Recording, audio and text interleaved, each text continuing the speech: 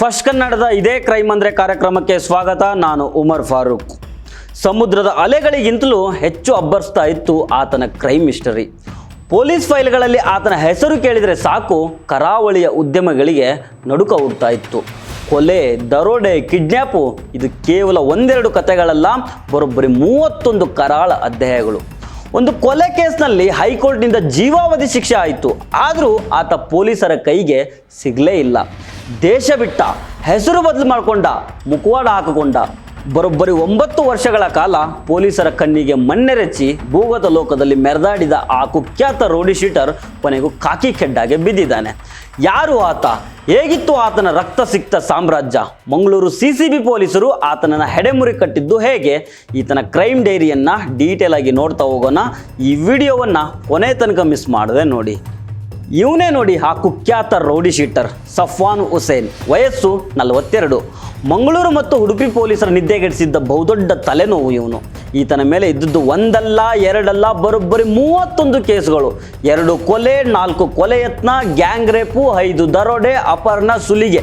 ಹೀಗೆ ಈತನ crime list ಓದ್ತಾ ಹೋದರೆ ಒಂದು ದೊಡ್ಡ ಪುಸ್ತಕನೇ ಆಗ್ಬಿಡುತ್ತೆ.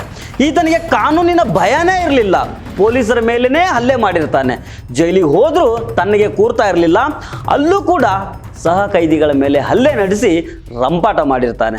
ಇವನೊಬ್ಬ ಅಕ್ಷರಶಃ ರಕ್ತ ಪಿಪಾಸು ಆಗಿದ್ದ. ವರ್ಷ 2008. ಮುಲ್ಕಿ ಪೊಲೀಸ್ ಸ್ಟೇಷನ್ ವ್ಯಾಪ್ತಿಯಲ್ಲಿ ಪ್ರವೀಣ್ ಅನ್ನುವ ಯುವಕನ ಅಪಹರಣ, ದರೋಡೆ ಮತ್ತು ಭೀಕರ ಕೊಲೆ ನಡೀತದೆ. ಈ ಕೃತ್ಯದ ಮಾಸ್ಟರ್ ಮೈಂಡು ಇದೇ ಸಫ್ವಾನ್ ಹುಸೇನ್. ವರ್ಷಗಳ ಕಾಲ ನಡೆದ ವಿಚಾರಣೆಯ ನಂತರ ಫೆಬ್ರವರಿ 28, 2020 ಮಾನ್ಯ ಹೈಕೋರ್ಟು ಈತನಿಗೆ ಜೀವಾವಧಿ ಶಿಕ್ಷೆ ವಿಧಿಸಿ ತೀರ್ಪು ನೀಡ್ತದೆ. ಇದಿಷ್ಟೇ ಅಲ್ಲದೆ 2008 ಕಾರ್ಕಳದಲ್ಲಿ ನಡೆದ ಒಂದು ದರೋಡೆ ಪ್ರಕರಣದಲ್ಲೂ 3 ವರ್ಷ ಜೈಲು ಶಿಕ್ಷೆ ಆಗಿತ್ತು. ಆದರೆ ಶಿಕ್ಷೆ ಅನುಭವಿಸೋದಕ್ಕೆ ಈ ಭೂಪ ಪೊಲೀಸರ ಕೈಯಲ್ಲಿ ಇರಬೇಕಲ್ಲ. ಸಫ್ವಾನ್ ಕ್ರೌರ್ಯದ ಪರಮಾವಧಿ ಅನಾವರಣಗೊಂಡಿದ್ದು 2017. ಸುರತ್ಕಲ್ ಸ್ಟೇಷನ್ ವ್ಯಾಪ್ತಿಯಲ್ಲಿ ಲಕ್ಕಿ ಸೌಹಾನ್ ಅನ್ನುವಾತನನ್ನು ಈ ಸಫ್ವಾನ್ ಮತ್ತು ಆತನ ಗ್ಯಾಂಗು ಕಿಡ್ನಾಪ್ ಮಾಡ್ತದೆ. ನಿರ್ಜನ ಪ್ರದೇಶದಲ್ಲಿ ಆತನ ಮೇಲೆ ಮನ ಬಂದಂತೆ ಹಲ್ಲೆ ನಡೆಸ್ತಾರೆ. ನರಳಾಡಿ ಲಕ್ಕಿ ಸೌಹಾನ್ ಪ್ರಾಣ ಬಿಡ್ತಾನೆ. ಶವವನ್ನು ಏನು ಮಾಡೋದು? ಯಾರ ಕಣ್ಣಿಗೂ ಬೀಳಬಾರ್ದು. ಅದಕ್ಕೋಸ್ಕರ ಈ ಗ್ಯಾಂಗ್ ಆಯ್ಕೆ ಮಾಡಿಕೊಂಡಿದ್ದು ಆಗುಂಬೆ ಘಾಟಿಯನ್ನು.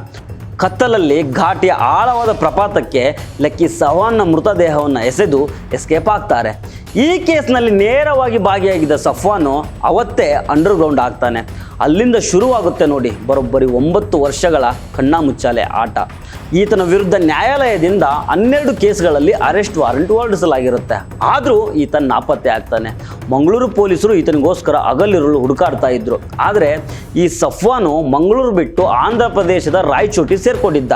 ಕಳ್ಳನಿಗೆ ಸುಳ್ಳೇ ಆಧಾರ ಅನ್ನುವಂತೆ ಅಲ್ಲಿ ತನ್ನ ಹೆಸರನ್ನೇ ಬದಲು ಮಾಡಿಕೊಂಡ. ಸಫ್ವಾನ್ ಹುಸೇನ್ ಇದ್ದವನು ರಾತ್ರೋರಾತ್ರಿ ಉಮರ್ ಮೊಹಮ್ಮದ್ ನಾಸೀರ್ ಆಗ್ಬಿಟ್ಟ. ನಕಲಿ ದಾಖಲೆಗಳನ್ನು ಸೃಷ್ಟಿ ಮಾಡಿ ನಕಲಿ ಆಧಾರವನ್ನು ಮಾಡಿಸಿದ. ಇಷ್ಟೇ ಅಲ್ಲ, ಅದೇ ಹೆಸರಿನಲ್ಲಿ ಪಾಸ್ಪೋರ್ಟ್ ಕೂಡ ಪಡೆದುಕೊಂಡ. 2018 ಪೊಲೀಸರ ಕಣ್ಣಿಗೆ ಮಣ್ಣಾಕಿ ಸೀದಾ ವಿದೇಶಕ್ಕೆ ಹಾರ್ಬಿಟ್ಟ. ವಿದೇಶಕ್ಕೆ ಹೋದ್ಮೇಲೆ ಈತ ಸುಮ್ಮನಿದ್ನಾ? ಖಂಡಿತ ಇಲ್ಲ. ಅಲ್ಲಿ ಕುಳಿತುಕೊಂಡೇ ಮಂಗಳೂರಿನ ತನ್ನ ನೆಟ್ವರ್ಕ್ ಆಪರೇಟ್ ಮಾಡೋದಕ್ಕೆ ಶುರು ಮಾಡ್ದ. ಮಂಗಳೂರು ಮೂಲದ ದೊಡ್ಡ ದೊಡ್ಡ ವ್ಯಾಪಾರಸ್ಥರಿಗೆ ವಿದೇಶದಿಂದನೇ ಬೆದರಿಕೆ ಕರೆಗಳು ಬರೋದಕ್ಕೆ ಶುರುವಾದವು. ಹಣ ಕೊಡು, ಇಲ್ಲಾಂದರೆ ನಿನ್ನ ಕತೆ ಮುಗಿಸ್ಬಿಡ್ತೀವಿ ಅಂತ ಸುಲಿಗೆ ಮಾಡೋದಕ್ಕೆ ಶುರು ಮಾಡಿದ. ಇದರ ಬಗ್ಗೆ ಮಂಗಳೂರು ಕಮಿಷನರೇಟ್ಗೆ ದೂರುಗಳು ಬರೋದಕ್ಕೆ ಪ್ರಾರಂಭ ಆದವು. ಆದರೆ ಕಾನೂನಿನ ಕೈಗಳು ಬಹಳ ಉದ್ದ ಇರ್ತವೆ. ಅಪರಾಧಿ ಎಷ್ಟೇ ಬುದ್ಧಿವಂತ ಆಗಿದ್ರೂ ಒಂದಲ್ಲ ಒಂದು ತಪ್ಪನ್ನು ಮಾಡೇ ಮಾಡ್ತಾನೆ. ಮಂಗಳೂರು ನಗರ ಪೊಲೀಸ್ ಕಮಿಷನರ್ ಸುಧೀರ್ ಕುಮಾರ್ ರೆಡ್ಡಿ ಅವರು ಈ ಕೇಸನ್ನು ಬಹಳ ಗಂಭೀರವಾಗಿ ತೆಗೆದುಕೊಳ್ತಾರೆ.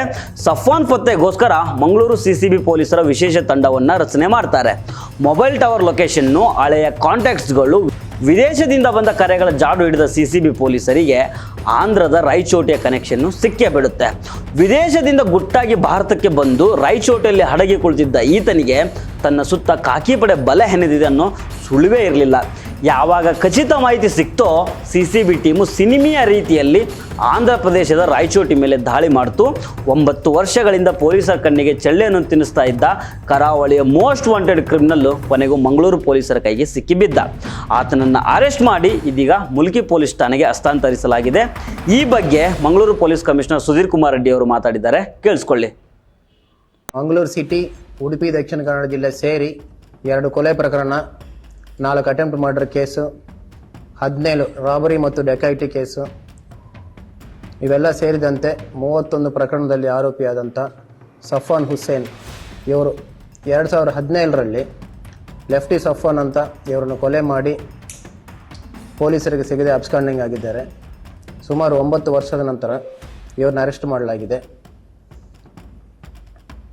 ಪೊಲೀಸರಿಂದ ತಪ್ಪಿಸ್ಕೊಂಡ ಮೇಲೆ ಆಂಧ್ರಕ್ಕೆ ಹೋಗಿ ಅಲ್ಲಿ ಸಪರೇಟ್ ಐಡೆಂಟಿಟಿಯನ್ನು ತೊಗೊಂಡು ಅಲ್ಲಿಂದ ಅಬ್ರಾಡ್ ಹೋಗಿ ಸುಮಾರು ದಿವಸ ಅಲ್ಲೇ ಇದ್ದು ಯಾವಾಗಲಾದ್ರೂ ಇಲ್ಲಿ ಬಂದು ಹೋಗ್ತಾ ಇದ್ದ.